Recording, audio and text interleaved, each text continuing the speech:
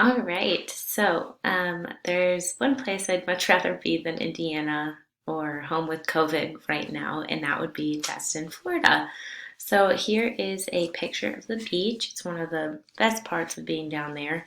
You just get to soak up the sun, hang out outside, and enjoy the white sandy beaches. A second thing that I really like to do when I'm there is Crab Island. So this is a huge sandbar that's out in the water. And as you can see, there's tons of people there, especially in the summer high season.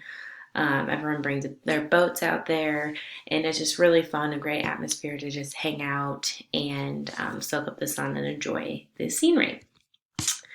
After a long day at the beach, my favorite meal out would be Old Florida Fish House. I really like this place just because of their coastal menu. They've got Southern traditional food as well, which is something you don't really get up here.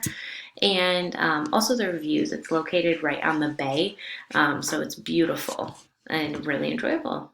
So, thanks.